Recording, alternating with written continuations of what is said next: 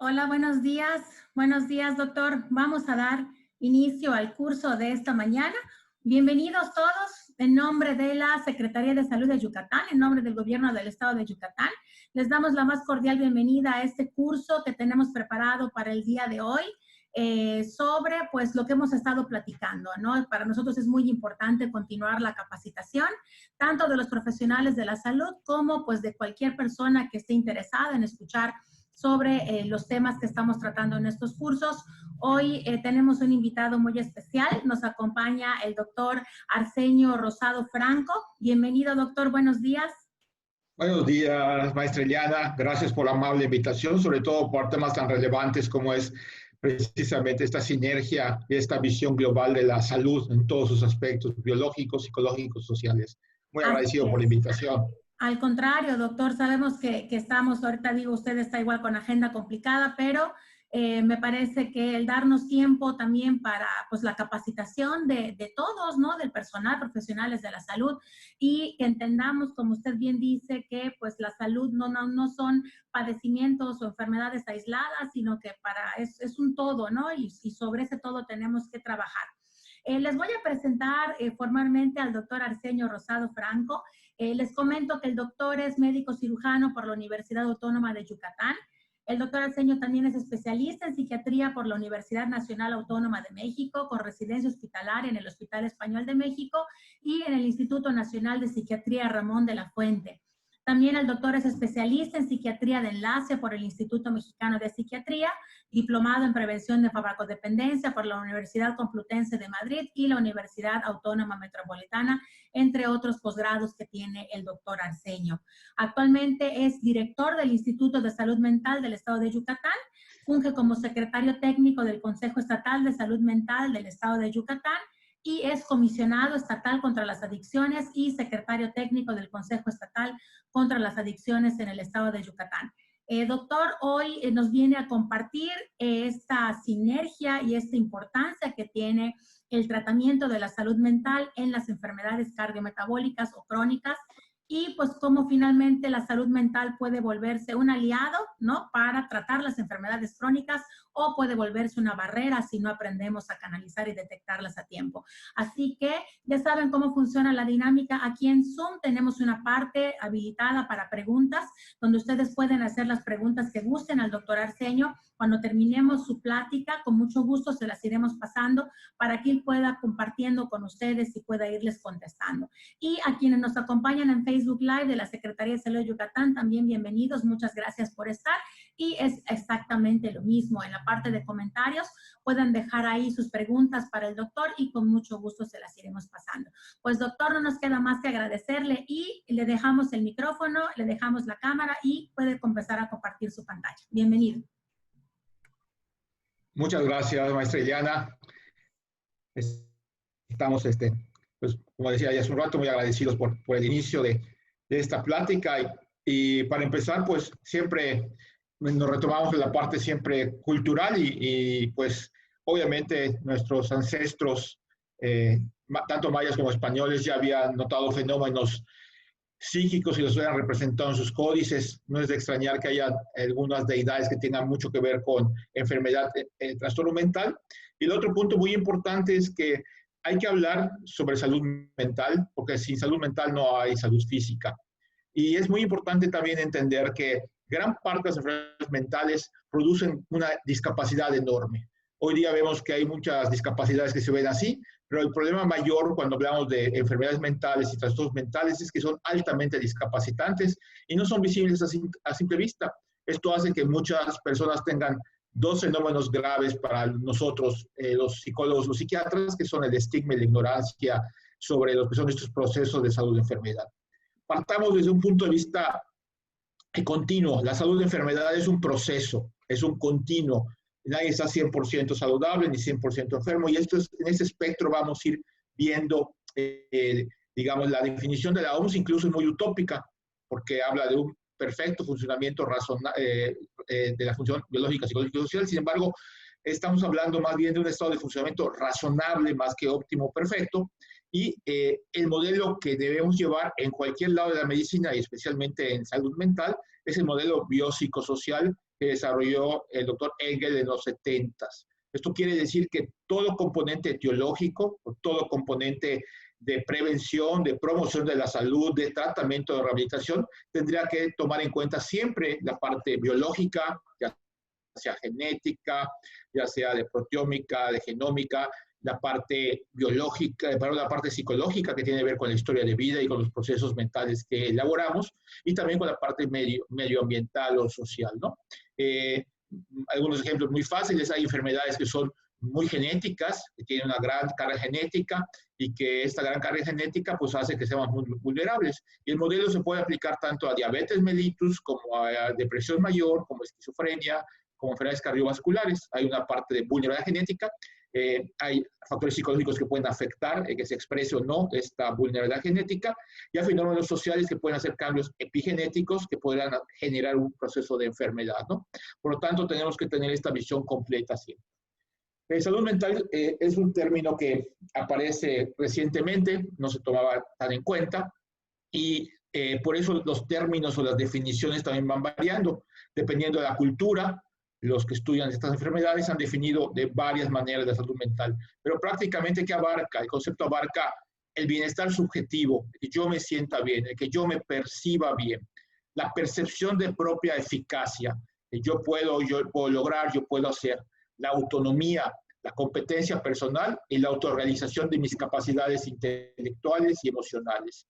Hay un autor que me gusta mucho y se lo recomiendo leer, que es Erik Erikson. Erik Erikson nos plantea precisamente los desafíos en cada etapa de la vida, desde el niño logra autonomía hasta el adulto mayor que tiene una plenitud y una satisfacción por haber vivido.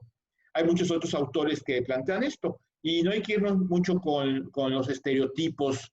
Einstein, por ejemplo, un genio que todos conocemos, a los 6 años se diagnosticó retraso mental porque tardó en hablar.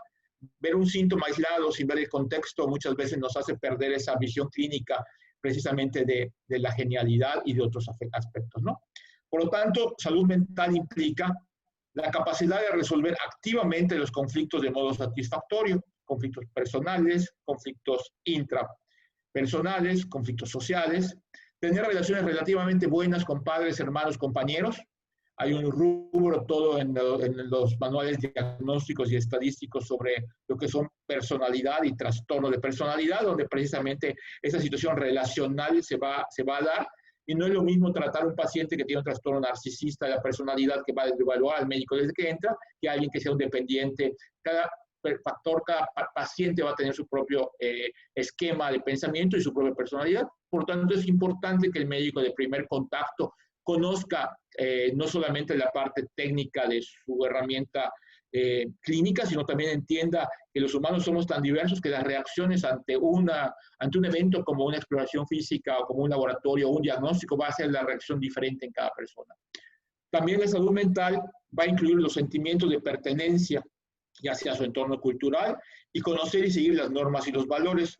Es importante mucho esto, y desde el contexto biológico, cualquier médico general y cualquier médico de primer nivel, pues debe saber que el cerebro es un órgano y que junto con el medio ambiente genera la mente, y el correcto funcionamiento de las funciones mentales superiores, tanto a la fotografía inmediata, raciocinio, juicio, afecto, pensamiento, lenguaje, sensopercepción, inteligencia, praxias, noxias, atención, orientación, concentración, memorias, funciones, carácter, temperamento.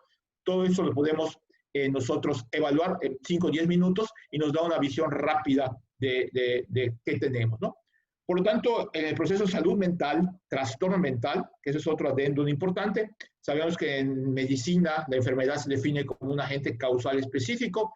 Una enfermedad puede ser una neumonía por micoplasma. ¿Okay? Está muy clara el síndrome neumónico, está muy claro que descubrí un agente causal y puedo llamarle neumonía estafilocócica o neumonía viral.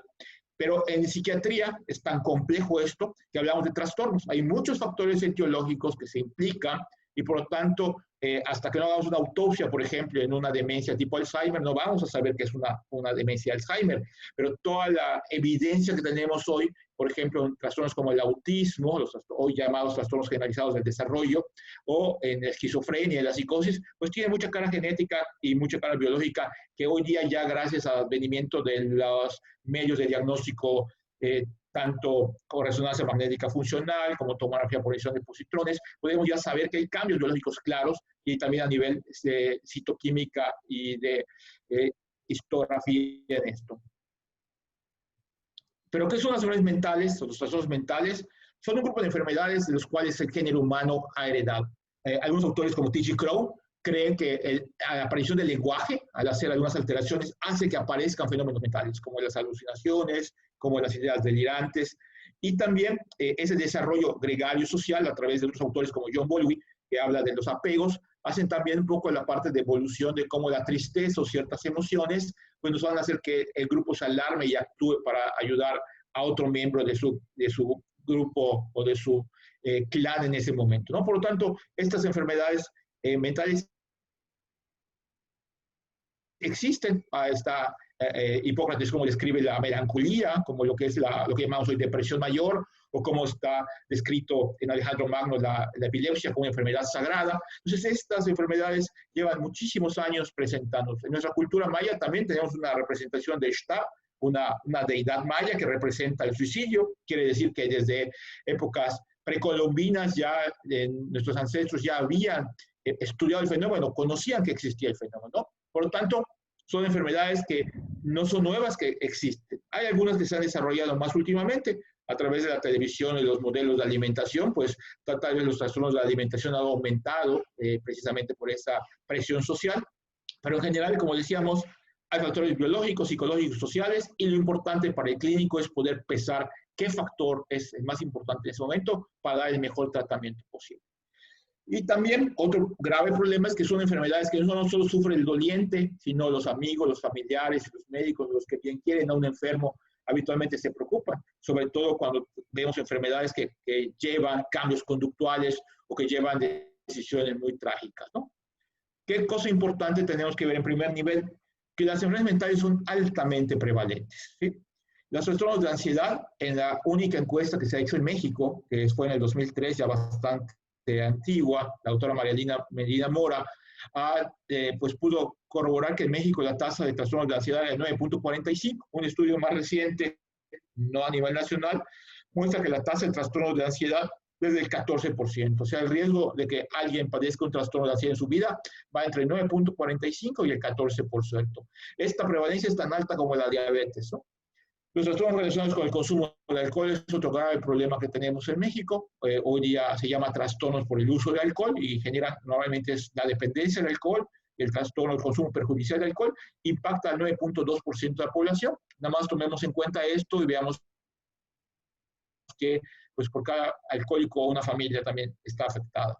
La depresión mayor, como entidad clínica específica, 9.1, es una tasa bastante alta de prevalencia a lo largo de la vida. Y la esquizofrenia 1%, una de cada 100 personas va a tener esquizofrenia. Probablemente veamos que es un número bajo, pero no. Si somos 2 millones y tanto de yucatecos, pues al menos tenemos 20,000 pacientes con esquizofrenia que van a requerir un tratamiento y que es altamente discapacitante. 2% de la población tiene trastorno bipolar, un 5% trastornos de personalidad, y si nos vamos ya a otros grupos específicos, por ejemplo, en la adolescencia, trastornos de alimentación del 1%, trastorno por déficit de atención 2-3% de los infantes, trastorno posicionista desafiante 1%, demencias el 10% de mayores de 65 años, tienen lo que ya llamamos hoy día trastornos cognitivos mayores, antes llamados demencia o deterioro cognitivo. Y bueno, contemos los trastornos relacionados con el uso de drogas legales e ilegales que también afectan, como el tabaco o la marihuana, o hoy día desafortunadamente el aumento de cristal y otras sustancias que se están vendiendo, y muchos trastornos médicos que tenemos como médicos de primer nivel, saber que cursa con alteraciones mentales. Muchas veces vemos como un hipotiroidismo puede imitar un trastorno depresivo mayor, o como un hipertiroidismo puede presentarse con síntomas de ansiedad. Por lo tanto, es importante que podamos nosotros ver esto, ¿no? En estadística a nivel mundial, 1 de cada 3 adultos en algún momento de su vida va a requerir atención en salud mental, y 1 de cada 5 niños y adolescentes también. ¿Por qué es importante nuevamente también considerar la salud mental en el primer nivel de atención? Porque hay mayores tasas de discapacidad que con otras enfermedades. Si nosotros medimos la tasa de discapacidad en años de vida perdida, avisa, y no, o sea, nos vamos fuera de mortalidad a discapacidad, de las 10 principales enfermedades que causan discapacidad, 5 son neuropsiquiátricas, ¿no? La primera son la angina de pecho y la segunda es depresión mayor. Y bueno, aparte de esto, mucha gente que tiene trastornos mentales, pues va a tener ausentismo laboral o escolar, presentismo, se siento y no hago nada, estoy deprimido, estoy ansioso, no me concentro, errores en el trabajo que pueden ser graves. Obviamente genera mayor sufrimiento que muchas enfermedades y desafortunadamente mayor estigma e ignorancia. La gente cuando ve a una persona que tiene depresión, empieza a manejar, eres débil, tú puedes, échale ganas. La verdad, una gente que tenga una depresión real es hasta un insulto que les digan que le eche ganas porque está sufriendo esto, ¿no? Creo que la parte importante es acompañar y como médicos poder atender o canalizar en su caso, ¿no? Y bueno, hay estigma e ignorancia, o sea, la gente no va realmente al psicólogo o al psiquiatra porque hay el estigma de estar locos, pero ahí es la importancia del primer nivel de atención, ahí la importancia del médico general, que precisamente en primer nivel se puede atender muy bien esto. El médico tiene todas las herramientas para poder detectar, manejar, como un internista maneja, como un médico general puede manejar una hipertensión, una diabetes, igual puede manejar una depresión mayor simple, no complicada, puede manejar un trastorno de ansiedad, es algo que tenemos que aprender a capacitar más y por eso precisamente es el key de esta plática, ¿no? También las enfermedades mentales tienen un mayor costo económico, muchos seguros, ustedes van a un seguro, por ejemplo, ninguna te cubre enfermedad mental, y bueno, afortunadamente en el Seguro Social, en el ISSSTE, en Salubridad tenemos estos datos, y para el tema que nos ocupa, que son las enfermedades metabólicas, muchas aparecen en comorbilidad, en varios sentidos. Hay enfermedades mentales que normalmente tienen expectativa de vida menor, como la esquizofrenia y el trastorno bipolar, y muchas se acompañan de diabetes mellitus, enfermedades cardiovasculares per se. ¿Qué factores importantes tenemos que tener en cuenta en el primer nivel de atención médica para saber si que alguien puede tener un trastorno mental o qué disparadores se asocian a los trastornos mentales? Abuso físico, hay toda esa cultura de pegar, de golpear, negligencia en el cuidado personal y abuso sexual en la infancia. Obviamente los hijos de pacientes alcohólicos o violentos también suelen tener en la vida adulta mayor trastorno. Y no solamente por la parte psicológica, sino por la parte biológica. Hoy día hay muchos estudios de Charles Nemeroff y otros autores que nos van indicando que si alguien tiene un abuso físico reiterado en la infancia, abuso sexual, ellos desarrollan mecanismos de ansiedad muy fuertes que hacen que haya una reacción del sistema adrenérgico, una reacción del sistema de cortisol, y esto hace cambios cerebrales que lo van a volver más vulnerables en la vida adulta a tener trastornos mentales del comportamiento, ¿no? Es clara la relación entre precisamente esto y algunos trastornos como depresión, ansiedad, trastorno límite de personalidad en la vida adulta, y obviamente esto va a generar pues, problemas desde la infancia hasta la adolescencia. Pueden ser inmediatos como cambios de conducta, pueden ser inmediatos como trastornos en niños, pero también pueden esperar un tiempo y aparecer tardíamente cuando termina de madurar el cerebro en la adolescencia, ¿no? Otro factor relacionado pues, es la desigualdad económica, no lo había tomado en cuenta, este año empieza a tomar en cuenta esta característica, el desempleo, el acoso laboral, el acoso escolar, que hoy llamamos como bullying, que es algo que conocíamos, la violencia de género, la violencia familiar, los bajos salarios, la doble jornada, la gente que tiene que trabajar el doble para poder estar manteniendo a su familia, las adicciones del comportamiento, hoy día también hay otras adicciones que tenemos que tratar, adicción al celular, al juego patológico, a ludopatía, y los prejuicios sobre esos trastornos mentales. Y lo más importante es la desesperanza que tenemos siempre que tratar de detectar en las personas. Hay un estudio que el doctor Carabeo que se publica hace unos años, y otros autores, donde mencionan que, por ejemplo, 75% de la población que se suicidó había consultado con un médico general el año previo. O sea, el médico general no preguntó, el médico general no estuvo atento a pensar o a decir, a preguntar si había ideas de muerte en el paciente, ¿no? Y eso es un factor que así como yo puedo detectar o veo que mi paciente se toque los senos para ver que no tenga un cáncer de mama incipiente, igual preguntar es muy importante. A veces hay el mito de que si yo pregunto sobre el suicidio, se va a suicidar. Al contrario, la gente que tiene ideación suicida lo va a comentar, lo va a decir. Entonces, es muy importante, sobre todo este tema relevante en nuestro estado, es que el médico de primer contacto aprenda a preguntar, ha habido ideas de muerte, ha habido en su momento ideas de matarse, lo ha pensado, y en ese momento trabajarlo, porque la desesperanza es el factor psicológico más asociado al suicidio, ¿no? Y no necesariamente porque haya depresión, puede haber otros factores que incidan en este fenómeno, ¿no?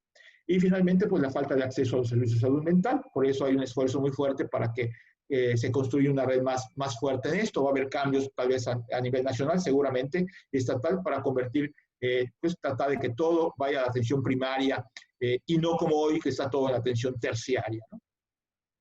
Es importante también que hay factores que inciden hoy día más en esto, ¿no? La pérdida de redes sociales reales, la pérdida de familia extensa, que era un factor protector para nosotros.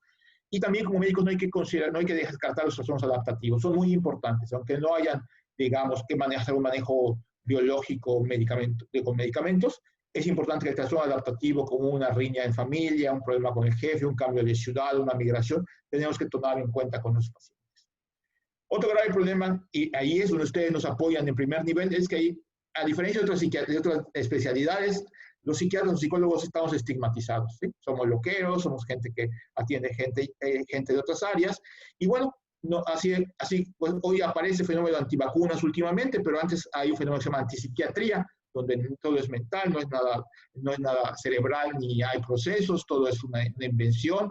Bueno, no hay una anticardiología ni una antirreumatología, pero hoy día vemos que esto sigue. Por lo tanto, el médico tiene un gran papel en esta parte, ¿no? Porque ellos pueden realmente detectar, tratar, canalizar y convencer, ¿no? Además, los psiquiatras no nos daríamos abasto, ¿no? En México hay 132 millones de habitantes y solo somos 5,000 psiquiatras, de los cuales menos de 400 son psiquiatras infantiles. No hablemos de otras especialidades, subespecialidades, que son muchos menos, ¿no?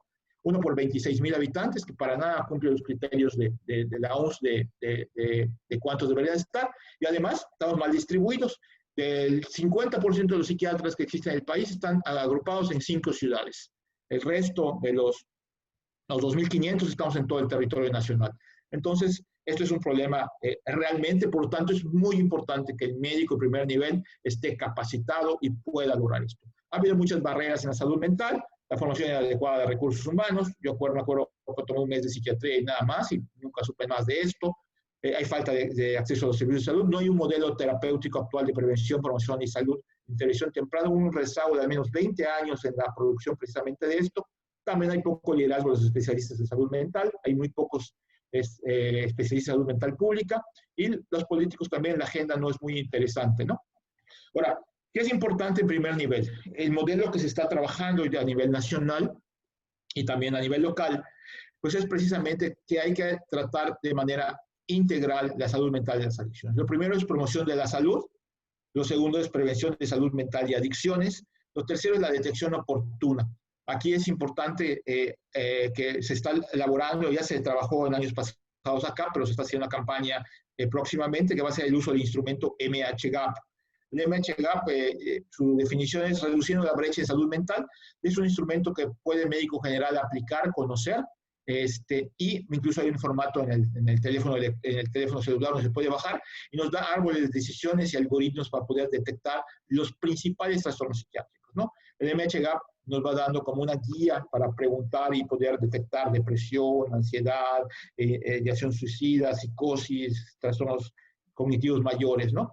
Y bueno, esa es la parte que podríamos intentar con primer nivel de atención, tanto enfermería como médicos, como trabajo social, y posteriormente, pues el tratamiento, ¿no? Pasar a la atención primaria. La política actual es pasar toda la atención primaria y que solamente lo complejo lleve a atención secundaria, terciaria, ¿no? La rehabilitación obviamente es importante cuando ya hay una afectación y la reducción de daños, pues cuando ya no se puede hacer algo. Muchas enfermedades que tratamos en tercer nivel como esquizofrenia, trastorno bipolar o adicciones son realmente muy dramáticas en su curso y a veces si agarramos un primer episodio psicótico, si logramos detectar un paciente que está en psicosis de primera instancia y logramos darle tratamiento en su primer año, y esto evidentemente son los 17, 18 años, podemos evitar en un gran número de casos que eso sea crónico.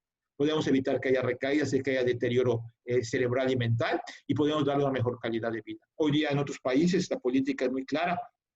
Detectan a un paciente que es hijo de esquizofrénicos, por ejemplo, de 12 años, y desde los 12 años se le da seguimiento porque saben que su predisposición a tener la enfermedad es del 50%. Aquí no hemos logrado esto, pero creo que es importante que cualquier médico de primer contacto que logre ver a un paciente que tenga un cuadro psicótico, remite inmediatamente. Eso sí, yo diría que es para remisión y para tratamiento, ¿no? Y así muchos ejemplos en adicciones, logramos evitar que la gente consuma. Hoy ya tenemos el problema de que los niños empiezan a tomar alcohol a los 12 años, más del 50% de los niños de secundaria ya habían probado el alcohol, y esto tiene que ver con un problema cultural y también de percepción de riesgo de sus padres, que tendríamos que también trabajar a través de promoción y prevención de salud, ¿no? Entonces, lo importante sería integrar la salud mental en la atención primaria, que es lo que nos hace falta hoy día, y no como ahorita que prácticamente todo va al psiquiátrico, todo va al hospital psiquiátrico y hay poca en la base. Hoy ya tenemos en Yucatán, por suerte, los CISAM, los Centros de Atención Primaria de Salud Mental. Hay 2 en Mérida y en Valladolid. Nos falta, obviamente, hacer algunos más, pero con esos 2 tenemos atención psiquiátrica y psicológica donde se puede canalizar y derivar. Tenemos los CAPAS, que son los Centros de Atención Primaria en Adicciones, donde el modelo que ahorita va a implementarse este año va a ser ya no solamente adicciones, sino va a ser adicciones y salud mental. ¿Por qué? Precisamente porque necesitamos más espacios para esto, ¿no?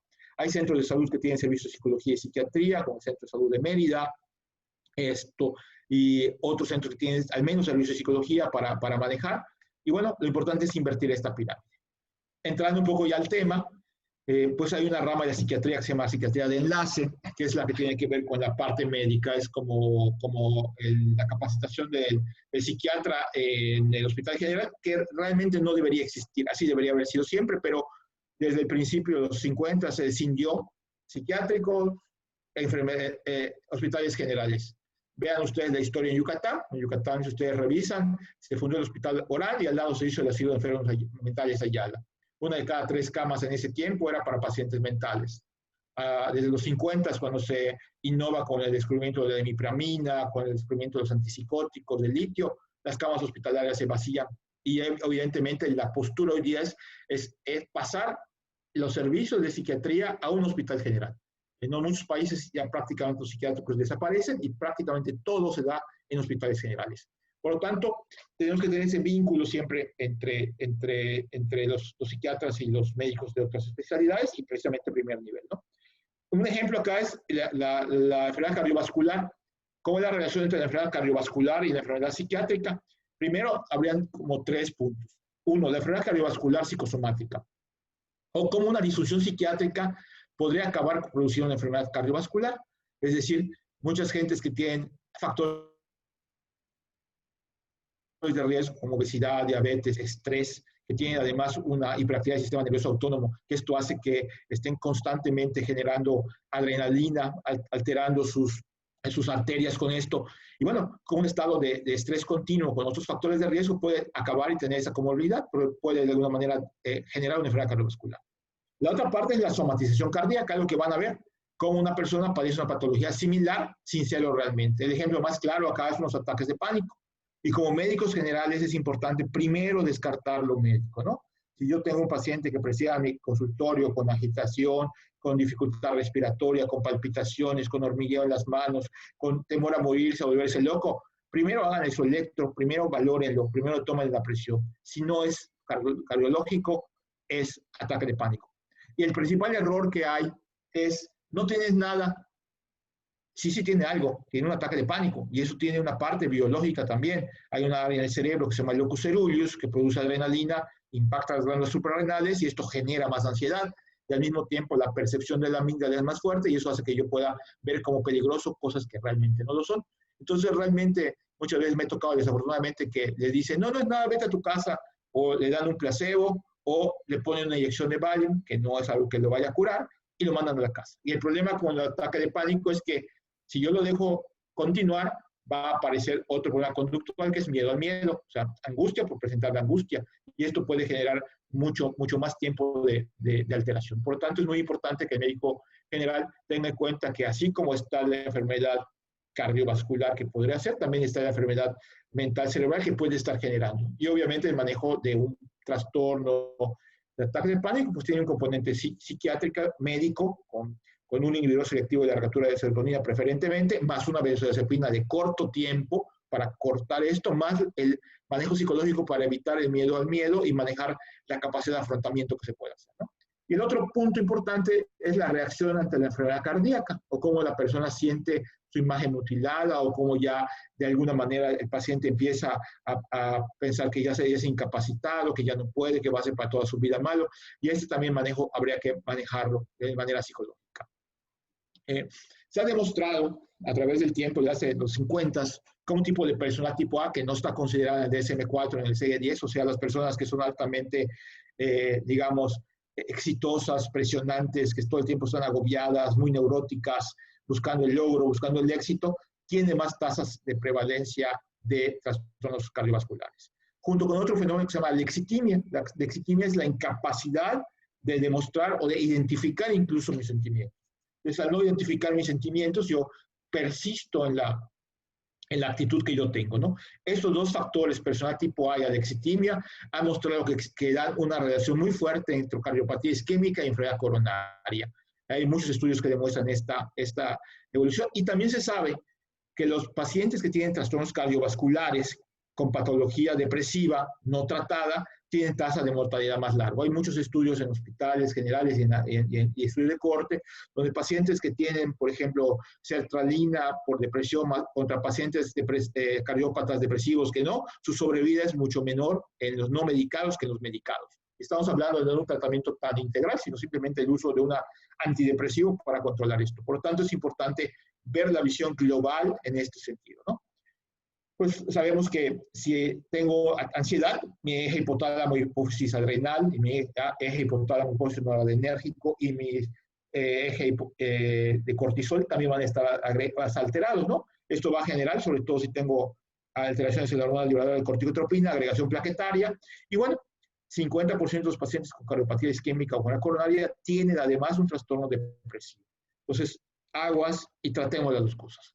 Otro punto que es importante que tengamos en cuenta en cuanto a salud metabólica y salud mental es el uso de medicamentos. Hoy día, afortunadamente, para muchos tratamientos existen medicamentos que son bastante, digamos, seguros y también bastante nobles en cuanto a efectos colaterales.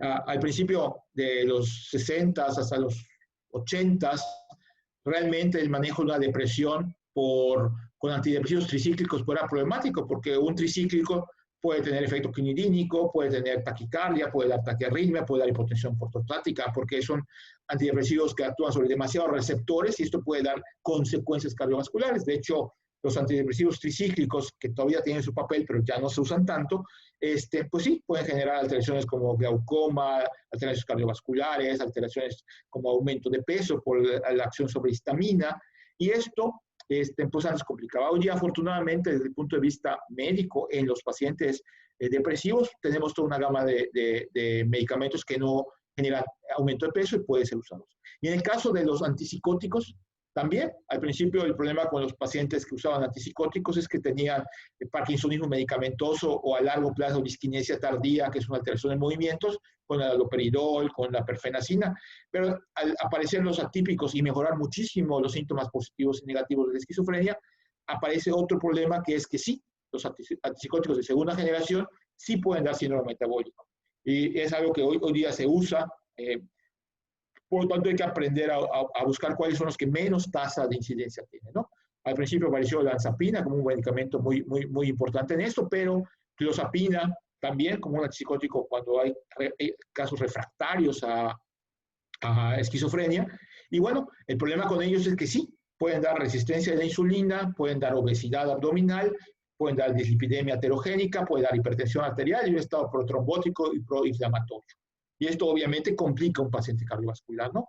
De hecho, la asociación entre la muerte prematura, enfermedad cardíaca y esquizofrenia y trastorno bipolar es ya muy alta, ¿sí? La prevalencia de estos va entre 34 y 54%. Por lo tanto, desde el punto de vista del manejo de los antipsicóticos atípicos, sí, debemos tener mucho cuidado, tanto en medicina general como en medicina psiquiátrica, de quién es el candidato a usarlo, ¿no?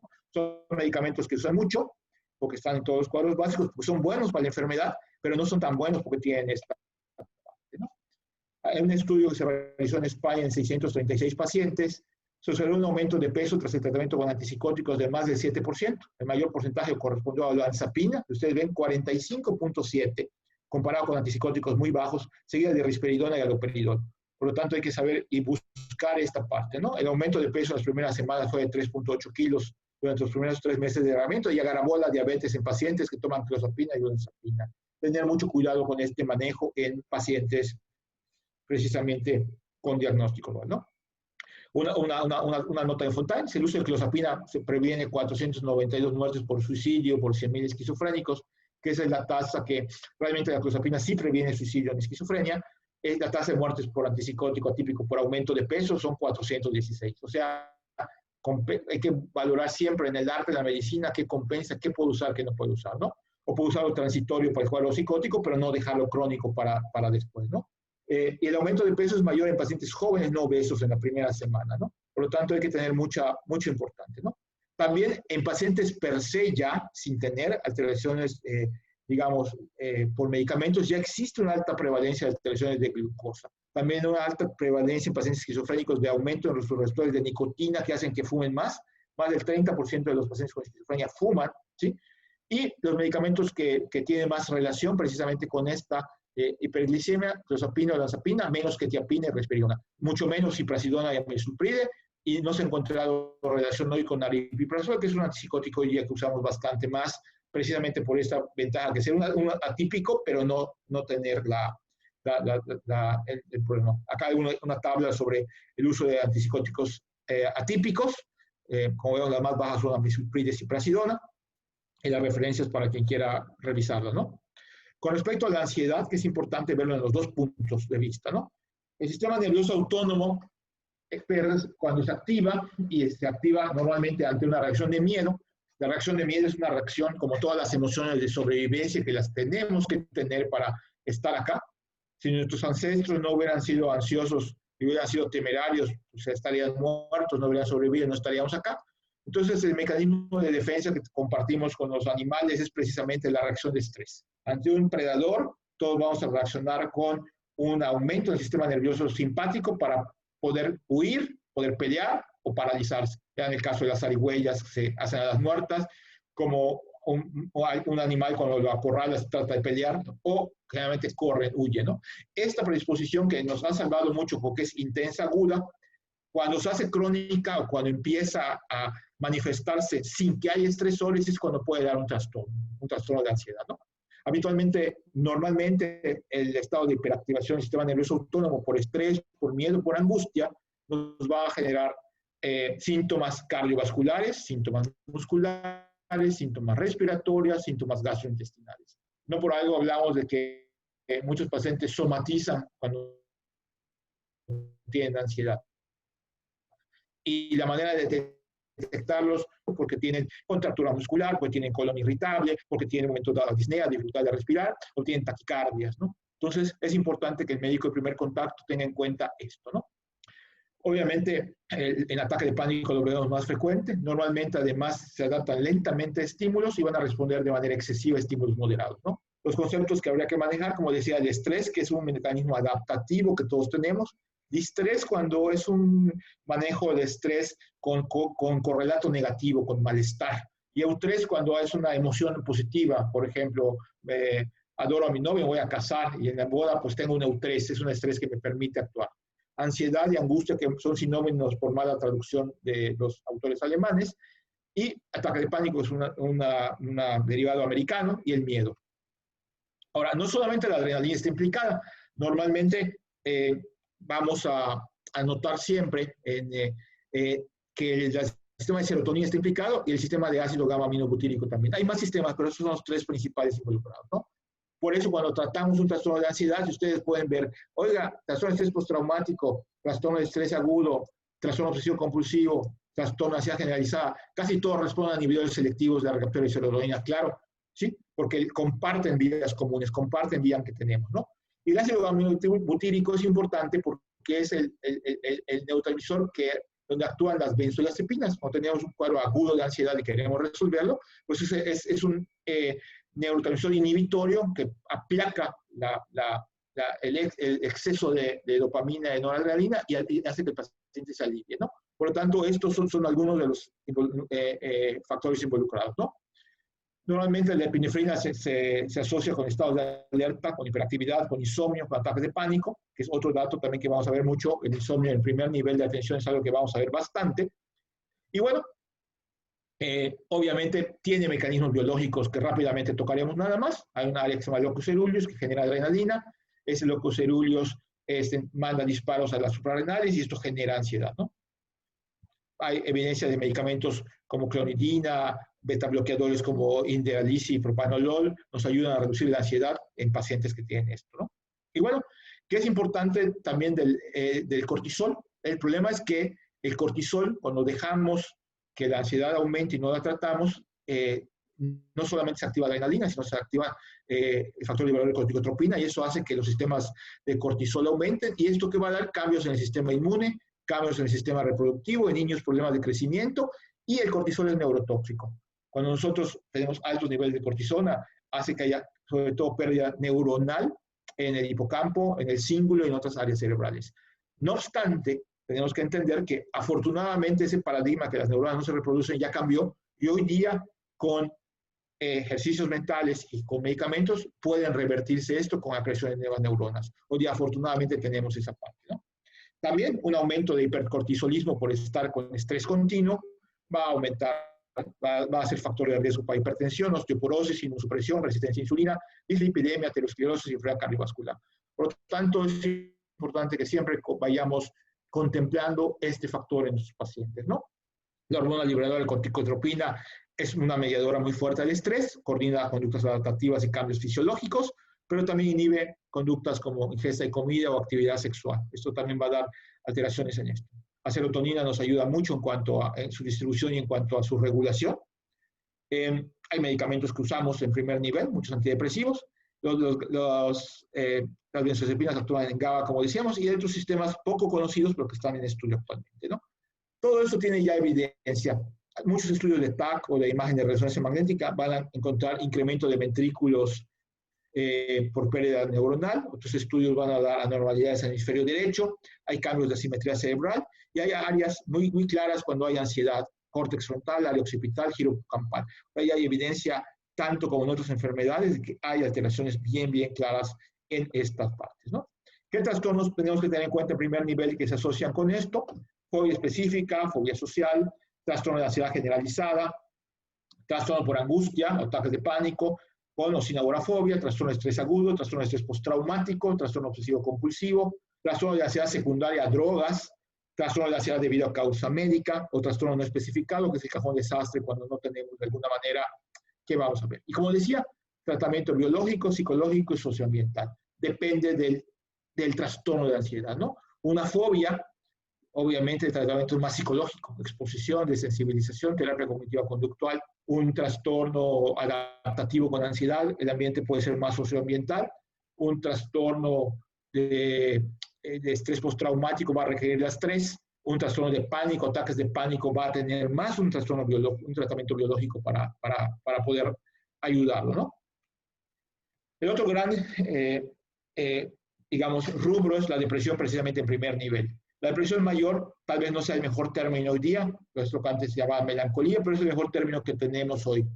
Y la depresión, de alguna manera, es una enfermedad muy frecuente, afecta más a mujeres que a varones, y a una explicación muy simplista, pero para el paciente es muy válida, es hablar precisamente de una regulación de neurotransmisores, de serotonina y todo, para que ellos puedan entender el factor médico y aceptarlo, ¿no? Es más complejo que esto, es más complejo, tiene que ver con receptores, con genética, con epigenética, pero para el punto de vista explicativo es importante verlo, ¿no? Normalmente en el fenómeno de ácido-estrés, o sea, estresor y vulnerabilidad genética, hay estresores que van dando esto, ¿no? Hay genes relacionados con esto, hay un gen que se llama el gen transportador de serotonina, que cuando tiene alelos largos es un factor protector y cuando tiene alelos cortos es un factor de riesgo. Los pacientes que tienen alelos cortos tienen 4 estresores psicosociales en el último año. Hay que recordar que hay una escala de estresores psicosociales de Holmes que pueden encontrar fácilmente en cualquier lado. Si tengo 4 estresores psicosociales en el último año, tengo 2 alelos cortos, mi riesgo de tener depresión es muy fuerte, más del 40%. A diferencia que yo tenga 2 alelos largos y tenga pocos estresores. De hecho, hay gente que tiene resiliencia, que es un factor que hay que estudiar más para poder reforzarlo, que a pesar de lo que pase, pues no genera un estrés postraumático ni genera una depresión, ¿no? Obviamente, estos son algunos factores sensorios y psicosociales más fuertes. El duelo, que no es depresión, pero el duelo se puede complicar. Disfunción conyugal, marital, problemas laborales, dificultades económicas, enfermedades propias y otros, ¿no? Acá, por ejemplo, el diagnóstico de depresión realmente no es difícil, es fácil. El manejo también en primer nivel es fácil y el pronóstico es favorable si yo lo agarro a tiempo. Hay varios subtipos de depresión. El más frecuente es el trastorno depresivo mayor, que como decíamos, el que más se asocia con enfermedades, es el que más asociamos en primer nivel. Hay estudios que nos muestran que el primer nivel de atención, si la prevalencia de depresión en población general es del 9%, la prevalencia de depresión en pacientes que van a consulta externa es del 30-40%. Por lo tanto, estos factores inciden, ¿no? La distimia, que es una enfermedad crónica, tiene mucho que ver con factores psicológicos, y trastorno del ánimo, que hay como médicos tenemos que estar muy claros en definir si es secundario a esto o el trastorno del ánimo inducido por sustancias. Muchas veces hacemos errores. Tengo un paciente con depresión, no lo detecto bien y le doy una benzodiazepina para que pueda dormir porque el síntoma cardinal es insomnio. Una vez que yo vea que duerme y dejo la benzodiazepina, o peor aún, las pacientes se van, mira, yo dormí bien con Tafil, toma otro Tafil, y así vamos generando problemas en cuanto a eso, ¿no? Y el uso de benzodiazepinas, por ejemplo, puede aliviar el insomnio y la ansiedad, pero puede generar depresión, ¿no? Muchos antihipertensivos podrían darlo también, muchos quimioterapéuticos podrían darlo también. Entonces, hay que tener en cuenta que esto puede ser generado por una enfermedad médica, hay hipotiroidismo, hay lupus eritematosos que debutan con depresión mayor, y bueno, tener en cuenta como médicos esta parte, ¿no? Y atender ambas y todo, ¿no? Rápidamente, criterio diagnóstico del DSM-5, normalmente tienen criterio de tiempo, son 2 semanas mínimo para que podamos diagnosticar, con 5 más de los siguientes síntomas. Uno tiene que ser o estado de ánimo deprimido o anedonia. Los varones somos entrenados en México a ser muy machos, a no expresar nuestros sentimientos, a no llorar, pero muchas veces vamos a ver en los varones no tristeza, no van a decir que están tristes ni que están deprimidos, van a decir que no gozan, ya no gozo mi trabajo, ya no gozo la comida, no tengo interés sexual, bajó mi libido. Esos son síntomas depresivos. En niños y adolescentes, lo que es irritabilidad, ¿no? Y los otros 4 tendrían que ser pérdida importante de peso sin hacer régimen, más raramente aumento de peso, pérdida de apetito casi todo el día, insomnio e hipersomnia, mayormente es insomnio. Si es insomnio terminal es más biológico, agitación o enlentecimiento psicomotor que se va a ver en la pérdida de concentración, en la pérdida de memoria, en la alteración que tenemos. En viejitos puede parecer incluso una demencia, hay que descartar que no hay una demencia. Fatiga o pérdida de energía, sentimientos de inutilidad o culpa excesivos inapropiados, debí haber hecho esto. Y lo que Aaron Beck maneja como una tríada cognitiva, visión negativa de mí mismo, visión negativa del mundo, visión negativa de los demás, ¿sí? Y lo peor es la generación luego de pensamientos recurrentes de muerte, ideación suicida, sin plan o tentativa de suicida, o plan específico para suicidarse. Hay que recordar que la depresión mayor se asocia mucho con suicidio. El 70% de la gente que se suicida estaba en un estado depresivo con desesperanza. Entonces es muy importante detectar primer nivel, detectarlo y tratarlo, ¿sí? Los síntomas no cumplen el criterio de episodio mixto, es decir, si alguien tiene euforia y periodos de euforia por semanas y periodos de depresión, aguas, es un trastorno bipolar o parecería un trastorno bipolar. Se genera clínicamente malestar significativo, no son debidos a sustancias, no son por el duelo, ¿no? ¿Qué síntomas tienen que estar ustedes pendientes en la consulta externa para ver? Humor depresivo, pérdida de interés y placer en las actividades, preocupación, sentimientos de autorreproche, culpa excesiva e inapropiada, que incluso puede ser delirante. Hay un tipo de depresión que se llama depresión psicótica. Habitualmente hay ideas nihilistas, hay ideas fuertes de esto, desesperanza, ideas de muerte, alteración de la concentración, de la atención, de las memorias, aumento o disminución de la actividad motora, aumento o disminución del peso, insomnio, fatiga, ansiedad psíquica, preocupación, sensación de que algo malo va a pasar, angustia somática. Y bueno, ¿qué hay que preguntar? ¿Está usted triste? ¿Cómo está su ánimo? ¿Ha tenido usted pérdida de interés o placer en actividades que antes lo satisfacían? ¿Está usted preocupado? ¿Siente que no vale? ¿Se siente culpable de algo? ¿Está más irritable de costumbre? Es importante, muchas veces se asocia con irritabilidad. ¿Cree usted que la vida no tiene sentido, que no vale la pena vivirla? ¿Ha pensado que la muerte es una solución a sus problemas? ¿Se quitaría usted la vida? ¿Ha pensado cómo hacerlo? ¿Tiene usted dificultades para la atención? ¿Se le dificulta entender lo que lee o lo que ve en televisión? ¿Le cuesta trabajo concentrarse?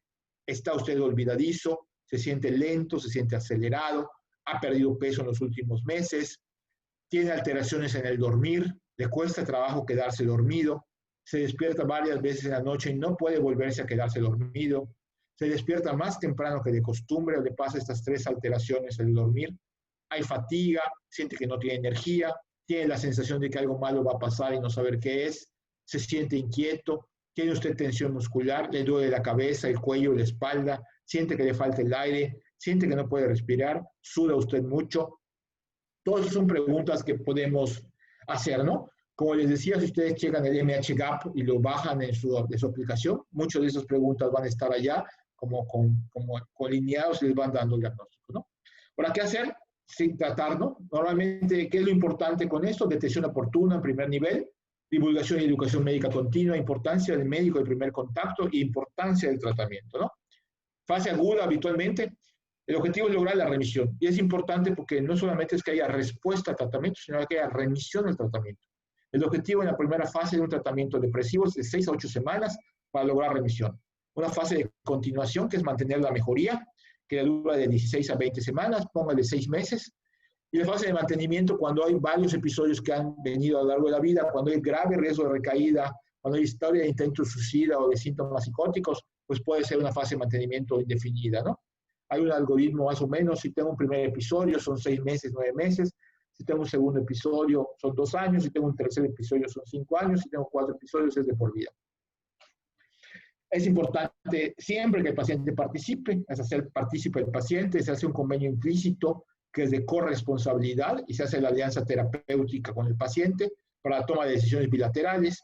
Es importante hablar qué medicamentos vamos a usar, qué efectos colaterales da, porque hay gente que obviamente si le dices que va a dormir bien pero puede subir de peso no va a querer y hay alternativas para esto, ¿no? Hay pacientes que le importa mucho la vida sexual y no va a querer un medicamento que baje su libido. Entonces hay que entender que muchos de estos va a hacer cambios y elegir de alguna manera hoy día, por suerte, el armamentario, incluso en los sistemas de salud, es muy amplio, con medicamentos que tienen una gran variedad de ventajas y efectos diferentes, ¿no? Obviamente el consentimiento informado de tratamiento y buscar que haya el mejor cumplimiento terapéutico en este sentido, ¿no? Algunos que tal vez conozcan y si no lo recordamos, citalopram. Escitalopram también ya hay, fluoxetina, fluvoxamina, paroxetina, sertralina. Prácticamente todos están en nuestro cuadro básico. Y acá lo importante es entender, 2 semanas de tratamiento me deben dar una respuesta. Respuesta es 50% de mejoría. Si a la segunda semana de tratamiento no tengo mejoría, yo debo incrementar la dosis o cambiar de antidepresivo. Siempre preferencia un antidepresivo de otra familia. Si empecé con un inhibidor selectivo de la recaptura de serotonina, podría usar uno dual, como venlafaxina o fluoxetina, o irme a un atípico como mirtazapina, o ir de un inhibidor de la recaptura de norepinefrina y dopamina como anfebutamona. O sea, yo puedo en un momento dado ir manejando las presentaciones y las dosis, ¿no? Habitualmente, lo más importante en un tratamiento antidepresivo es tiempo y dosis. No menos de 6 semanas y con la dosis máxima posible. Citalopram 60 miligramos, escitalopram 40 miligramos, fluoxetina 60-80 miligramos, fluoxamina 300 miligramos, paroxetina 60 miligramos, sertralina 200 miligramos. A veces no nos damos tiempo, a veces es simplemente 2 semanas, 50 miligramos de sertralina, mejoró pero no se quitó, ¿sabes qué? Auméntale a 100. Si tuvo 50% de mejoría o más, no te agobies, dale otras 2 semanas. En 4 semanas ya debe tener 90%. Si en 4 semanas no hay 90%, aumenta sertralina a la dosis inmediata superior y observa. Y así vas viendo. Normalmente, en el 70-80% de las veces, el primer tratamiento es suficiente. En el otro por ciento hay que hacer combinaciones, hay que manejar. Y solo el 10% de las depresiones son, digamos, resistentes. Y tal vez son los que deberían ir al psiquiatra. Las depresiones resistentes, o si después de 2 tratamientos por el médico general no ha podido funcionar, derivarlo para ver esto, o en caso que haya depresión en embarazo, que tiene algún tipo de bemol del tratamiento, depresión bipolar, que sí sería más para manejo de tercer nivel, o depresión psicótica, probablemente sean lo que debería al menos valorar el especialista para volver a manejar, ¿no? Los triciclos, como decía, ya no los usamos muchos por los efectos colaterales, pero todavía tienen validez. De hecho, la imipramina fue el estándar de oro, sigue siendo, en eficacia sigue siendo excelente. 300 miligramos de imipramina es muy bueno, pero da boca seca, estreñimiento, está contraindicado en glaucoma, está contraindicado en cardiopatía, está contraindicado en muchas cosas, ¿no? Y bueno, pero aún las tenemos, ¿no? Inhibidores de la recaptura de dopamina y noradrenalina como anfebutamona, Inhibidores duales como venlafaxina o duloxetina, moduladores serotoninérgicos como trazodona, o moduladores de norepinefrina y serotonina como mirtazapina, inhibidores selectivos de la ruptura de noradrenalina como reboxetina, e IMAOs que ya no hay, que son inhibidores de la monoaminoxidasa. Estos pues son muy riesgosos, la verdad que oclobamida era el más tranquilo, pero ya no hay en México. Acá además un algoritmo de cómo hacerlo, como decíamos, iniciar el tratamiento con antidepresivos aumentando dosis hasta alcanzar niveles terapéuticos, valorar respuesta a las 4 semanas de tratamiento. Obviamente, si un paciente presenta ideación suicida, hay que verlo semanal y hay que hablar con la familia. El único momento ético que yo pueda romper mi confidencialidad es cuando hay una ideación suicida y tengo que hablar al familiar para que esté enterado y hagamos lo mejor para salvarlo, ¿no? Si hay una respuesta completa, continúa el tratamiento 6 meses durante el primer episodio. Si hay una respuesta parcial, continúa el tratamiento 6 semanas, incrementando la dosis. Si hay respuesta, perfecto, 6 meses. Si no hay respuesta, aumentar la dosis, sustituir el fármaco, potenciar con algún medicamento. A veces usamos 2 antidepresivos, a veces potenciamos con litio, a veces potenciamos con hormona tiroidea. Hay muchas estrategias de potenciación, ¿no?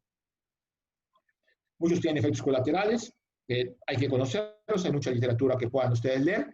Y lo importante acá es la remisión. El objetivo realmente, cuando ustedes vean un paciente depresivo, primer nivel, es que remita. Si yo dejo síntomas residuales, es muy posible que recaiga, ¿no? Un estado de sintomatología mínima o nula con recuperación de su función, ¿no?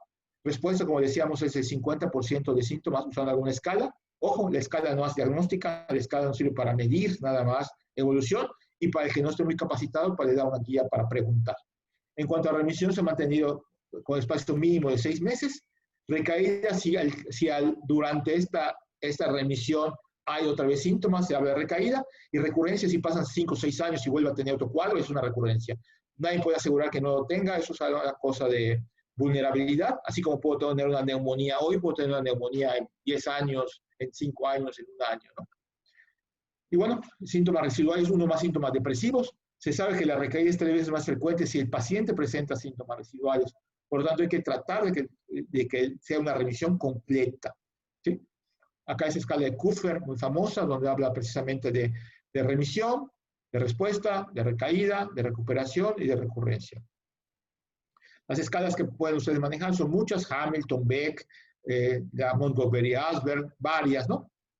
Muchos factores pueden incluir en eso, como decía, la herencia, el abuso de sustancias, y además tengo patología dual, es decir, consumo de sustancias y depresión es más probable que yo tenga esto. Si tengo comorbilidad psiquiátrica, muchas veces hay comorbilidad, puedo tener un trastorno depresivo mayor y también ataques de pánico y también un consumo de alcohol excesivo o un trastorno por uso de sustancias. Por lo tanto, es importante que la meta se establece con mi paciente para que yo tenga una mejor calidad de vida en cada uno de mis pacientes y logre yo precisamente esto, ¿no? Factores que afectan el pronóstico, normalmente si hay pobre red de apoyo, si hay episodios previos, si hay presentación suicida, si hay consumo de sustancias psicotrópicas o alcohol, si hay presencia de síntomas psicóticos, si hay presencia de trastorno bipolar, si es posparto, si hay escaso apego al tratamiento, si hay poca información. Por tanto, es muy importante también psicoeducar para que ellos puedan entender, ¿no? Por lo tanto, ¿qué es importante? Que remita, es importante establecer la alianza terapéutica, y bueno, evitar recaídas, ¿no? El otro gran tema importante que quiero tocarlo ya para terminar es el consumo de alcohol y tabaco. Son 2 graves problemas de salud pública que tenemos en México y que no son menores, ¿no? Y si se está plantear la marihuana como un problema, pues en salud pública no va a ser más problema todavía, porque si esto que es legal y que en teoría deben presentar el consumo mayor de edad, vemos que ya desde los 12 años ya están consumiendo alcohol, y desde los 12 al 17%, más o menos el 43% en el 2011 subió a muchísimo para el 2016, han consumido alcohol los jóvenes, ¿no? Hay un aumento más del 250% de consumo excesivo de alcohol en jóvenes. Y de fumar, no tanto, porque hay muchas buenas campañas para el tabaco, pero para el alcohol es un problema, ¿no? Por lo tanto, tenemos nosotros que trabajar mucho en psicoeducación en primer nivel de atención, ¿no? Hablar mucho con los papás de las graves alteraciones que da el alcohol y enfocarse mucho. Yo creo que el joven no ha terminado de formar su cerebro hasta los 21 años, 24 años, y por lo tanto, si yo le doy cualquier droga, alcohol, tabaco, marihuana, mi posibilidad de hacer adicción es altísima. Por lo tanto, es importante que eduquemos mucho en primer nivel. Y si alguien tiene un problema de tabaco o alcohol, también canalizarlo. Yo creo que es importante entender que el alcohol es un tóxico que va a alterar, ¿no? Ese es el esquema que se plantea en este año para tratar. Normalmente en los centros de salud mental y adicciones, que se van a convertir ahorita a los CAPAS, en Yucatán tenemos 6, donde ustedes pueden derivar, y los centros de salud mental, los ISAMES, que es donde vamos viendo, ¿no? Mucho va a ser autocuidado, comunidad, persona y familia.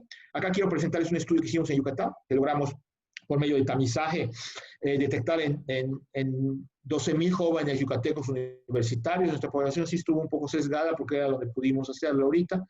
Población de 18 a 25 años, todos estudiantes. Bueno, ¿qué encontramos en esto? El riesgo, estuvimos buscando ideación suicida y riesgo suicida, ¿no?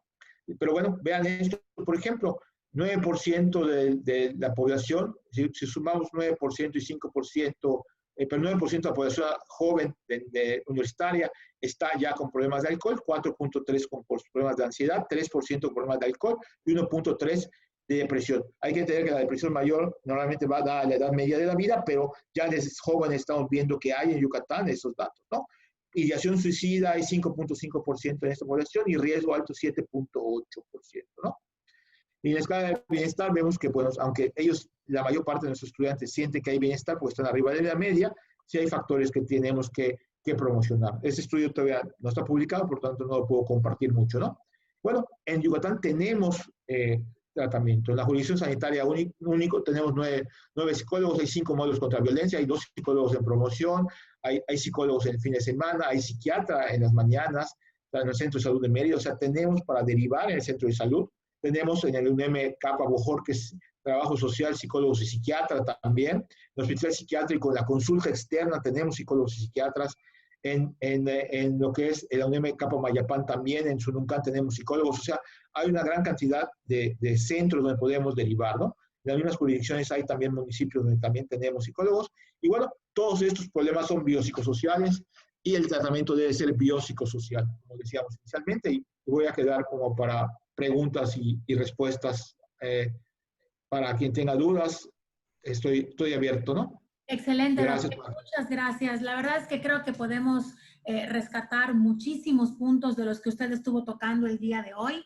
En este dato que nos dio, doctor, de que prácticamente 75% de la gente que cometió algún suicidio consultó previamente con un médico general. Yo creo que es un dato, creo que de los más, bueno, al menos a una servidora, de los más impactantes, porque tenemos también la creencia de que el que lo dice no lo va a hacer, ¿no? Como que hay esa concepción de que, si lo está diciendo no lo va a hacer, el que se va a suicidar, no se lo dice a nadie. Y no es cierto, doctor, ¿no? O sea, la estadística te dice que el que está teniendo algún tipo de pensamiento, digo, suicida, depresivo, pues generalmente lo externa, ¿no? Entonces, me parece que nos hace falta mucho a los profesionales de la salud capacitarnos y entender a detectar las señales y a tomarlas en serio, ¿no? Yo creo que tomar en serio las señales que nos dan los pacientes es bien importante, doctor. Entonces, yo creo que eso es algo que pues nos debe de sensibilizar a todos, ¿no? Cuando alguien nos comenta que está teniendo algún tipo de sensación, pensamientos que de alguna manera pues estamos viendo que haya por ahí puede haber algún tipo de ansiedad, depresión, hay que tomarlo en serio. Y me queda claro que las preguntas correctas hay para los pacientes, nada más tenemos que aprender a hacerlas y no tener miedo de hacerlas, porque luego también eso nos pasa a los profesionales, nos da miedo tocar el tema de salud mental y que sin querer desencadenemos algo y que sea por nuestra culpa que pase algo con el paciente, y yo creo que no va por ahí, ¿no, doctor? Sí, Así es correcto. Realmente, por eso el protocolo que queremos hacer acá con la aplicación, por la confidencialidad, pero sí como médicos tenemos que detectar, hay que preguntar si hay depresión, si hay insomnio. Habitualmente la gente va, un síntoma muy claro, insomnio, y se quedan allá y no preguntan más. Lo más importante, insomnio es un síntoma de algún trastorno mental, casi siempre. Ahí sí hay insomnio, digamos, primario, pero habitualmente hay algo más, ¿no? Y como bien dices, es importante preguntar, ¿hay ideas de muerte? ¿Hay deseos de morir? Sí, si no me siento en la capacidad, derivarlo. Deriva al hospital psiquiátrico, al CISAME, al CAPA, se puede llevar al centro de salud, o sea, hay manera de hacerlo, ¿no? De hacerlo, ¿no? Y obviamente hay programas, hay al menos 2 programas en el Estado se pueden manejar, está el PIAS, el programa de atención psiquiátrico, hay otro programa que se puede trabajar, estamos trabajando en CISAMES y en capas para esto. Y bueno, en el hospital hay grupos, precisamente cuando se hizo esta encuesta en adolescentes, abrimos grupos de terapia sábados y domingos precisamente por la escuela, donde se canaliza y hay una línea donde se puede manejar, ¿no? Esto es evidente que es necesario que canalicemos y detectemos, ¿no? Hay una pregunta, gracias, de Iris de los Santos, dice, ¿cuál es la escala de diagnóstico de depresión y ansiedad más recomendada? La escala es para medir, o sea, yo preferiría que bajes a tu aplicación telefónica el MHGAP. Es muy sencillito el MHGAP. Si necesitas capacitación en la subdirección, puedes tocar una cita, te podemos indicar cómo se maneja, pero realmente es muy sencillo. El MHGAP sí es un algoritmo que tú puedes manejar para la parte de depresión, y te da depresión y ansiedad. La escala lo que nos sirve es para ver síntomas. Por ejemplo, 18, más de 18 en Hamilton es depresión moderada, más de 30 es depresión severa. Y lo uso realmente para investigación porque yo espero mi respuesta. ¿Sí? Yo puedo hacer mi escala en el consultorio. Y si tengo 30 de depresión de Hamilton, que yo la pongo, o Beck, le doy a la paciente la de Beck, que es autoaplicable. Si tengo más de 30 en Beck, por ejemplo, bien, yo doy tratamiento. Y a la segunda semana yo espero que tenga 50% de mejoría. Si te es más práctico, puedes poner la escala, además del interrogatorio, y allá medir, ok, tuvo 30, estoy en 15, muy bien. Tengo 50% de respuesta. No tengo que ajustar tratamiento. Estoy en 25, no tengo que hacer un tratamiento o ajustar esto que tengo que hacer. La ansiedad, la más usada es de Hamilton, que es la que damos. Pero sí es muy claro, úsenla para apoyo, para aprender, para preguntar, pero eso no me va a dar diagnóstico, nada más es un adeto. Mejor bajen MHGAP y va a ver el algoritmo. O sea, depresión, todas tus preguntas, y te va a dar una base, una asistencia de qué pasos tienes que hacer. Usa MHGAP y vas a ver que te vas a sentir mejor. Hay una pregunta igual de Sara Peraza, doctora Sara Peraza, gracias. ¿Hay centros oficiales de atención al alcoholismo? Sí. Hay acá dos conceptos. El modelo que habitualmente se maneja es de Alcohólicos Anónimos en grupos. El modelo que se maneja muchas veces, desafortunadamente, en anexos es muy, primero, violatorio de derechos humanos y segundo, es muy coercitivo y no funciona mucho, salvo para un grupo muy especial de pacientes. En Yucatán creamos un programa que se llama Programa Libre de Drogas. El modelo que habitualmente se maneja en todo el país es el modelo de CAPAS, de Centro de Atención Primaria en Adicciones, que tiene un modelo psicoeducativo de tamizar a las escuelas, de detectar y de dar tratamiento psicológico con terapia cognitivo-conductual. Hemos visto que la tasa de éxito ha sido no tan alta, baja. Lo que nosotros hicimos desde junio del año pasado y ahorita por la contingencia está un poco paradito, se creó un programa en que conjuntamos Hospital Psiquiátrico Yucatán, CISAME Bojorquez y CAPA Bojorquez. Y tenemos un programa que se llama Libre de Drogas que dura 3 meses. En el programa Libre de Drogas, el paciente debe estar de 8 a 1 de la tarde, de lunes a viernes, donde se va a dar psicoeducación, terapia individual, terapia familiar, manejo de abstinencia si la tienen, manejo de la deshabituación, y por eso es importante que estamos conjuntando un psiquiatra, un residente de psiquiatría y psicólogos, ¿sí? Y trabajo social para dar seguimiento, con el plus de que hay un convenio con la Secretaría del Trabajo para dar empleo protegido a quien se gradúe del programa, o sea, que termine el programa, porque es un problema muchas veces con esto. Entonces, lo que recomendamos es el programa Libre de Drogas. Ahorita puede ir a CAPA y CISAME, como quiera, no está funcionando a pleno porque por la pandemia se está evitando la terapia grupal, pero estamos reestructurándolo ahorita a ver si lo podemos hacer por Zoom. Es buscar a la psicóloga Alexandra Méndez o en CAPA Bojorquez, están las direcciones de nuestra guía de la Secretaría de Salud, y canalicen allá. Ahí se puede hacer bastante bien, ¿no? Perdón, tengo otras preguntas por acá. ¿Qué hay, doctor? Sí. La depresión se puede heredar. A ver, lo que heredamos es la vulnerabilidad genética. Hay dos fenómenos que hoy ya conocemos. Hay vulnerabilidad genética a todas las enfermedades y hay algo que se llama epigenética. Por ejemplo, si yo tengo 2 padres con depresión, mi riesgo de tener depresión es de un 40%. Si yo tengo un hermano gemelo monocigótico con depresión, mi riesgo es del 50%. Una parte de la presentación es por vulnerabilidad genética y la otra tiene que ver los factores psicosociales, ¿sí?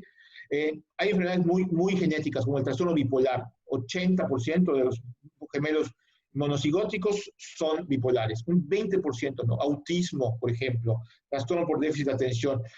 La depresión tiene un rango de heredabilidad. La heredabilidad es un término que se usa a nivel de cohorte social. La heredabilidad de la depresión es del 40%, más o menos. 60% que no, 40% que sí.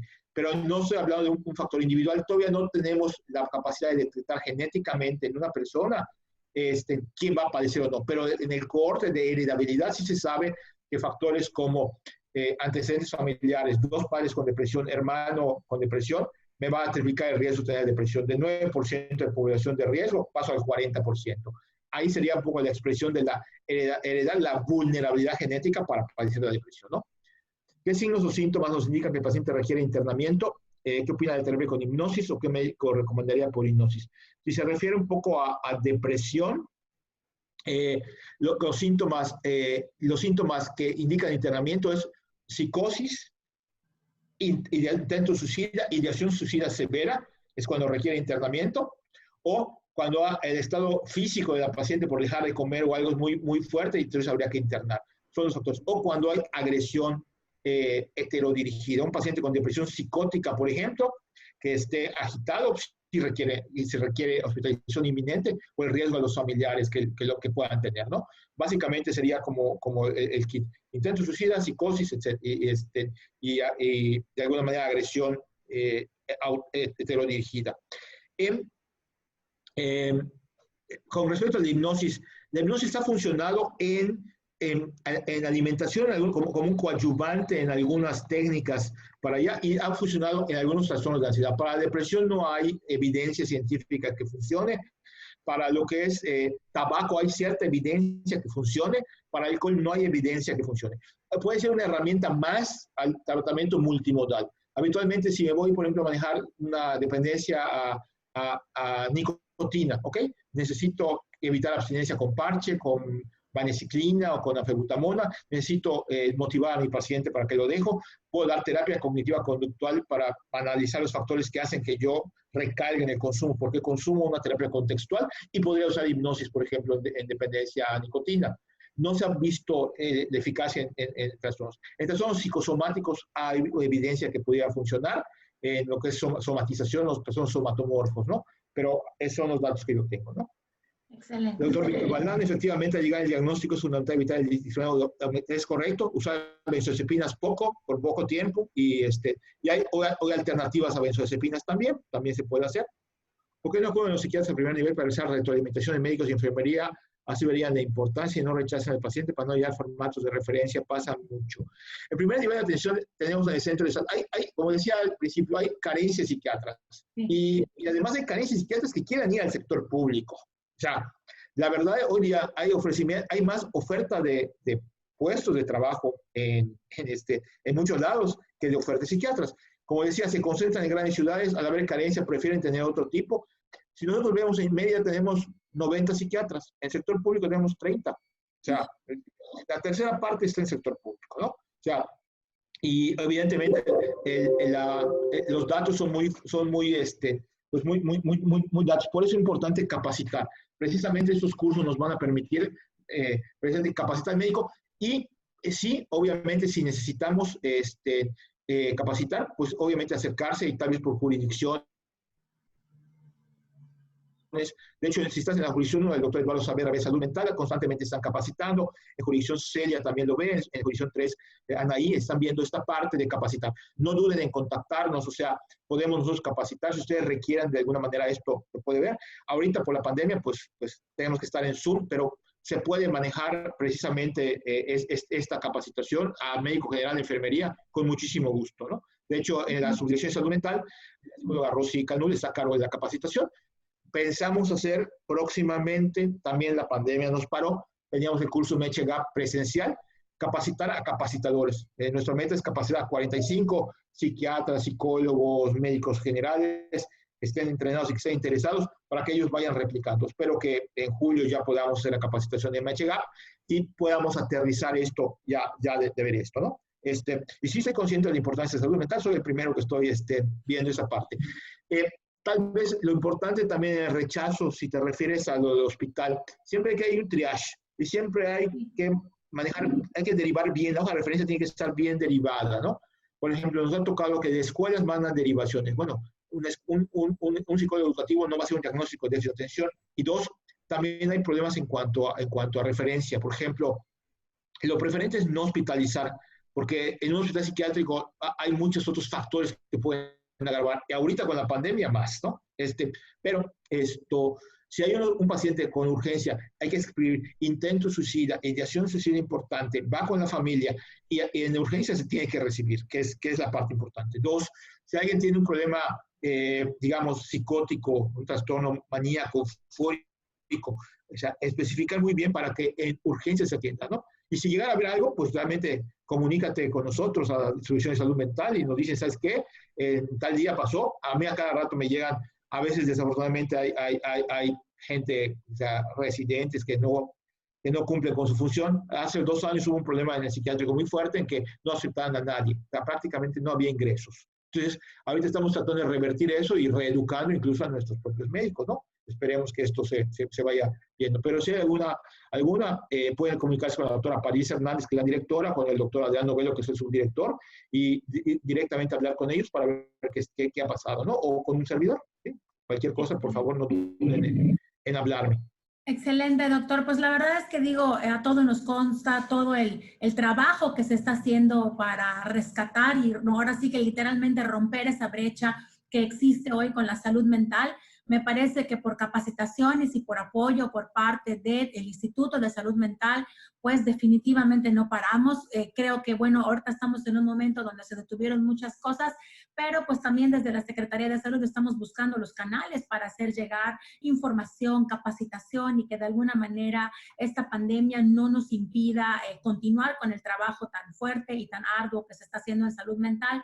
Me parece que hoy más que nunca también estamos viendo los efectos de la salud mental, el hecho de que la gente muchos meses, ahorita estuvimos, bueno, encerrados, aislados, ¿no? Pensando, escuchando noticias, malas noticias generalmente todos los días, pues eso definitivamente y seguramente ha desencadenado diferentes tipos de sensaciones, emociones, sentimientos y pues yo creo que tenemos que estar preparados todos, sobre todo pues toda la gente, todos los profesionales que trabajan en primer nivel, porque pues seguramente, al menos con los pacientes crónicos, por ejemplo, ¿no? Pues seguramente van a llegar descontrolados, no solamente metabólicamente, sino también en su estado mental, ¿no?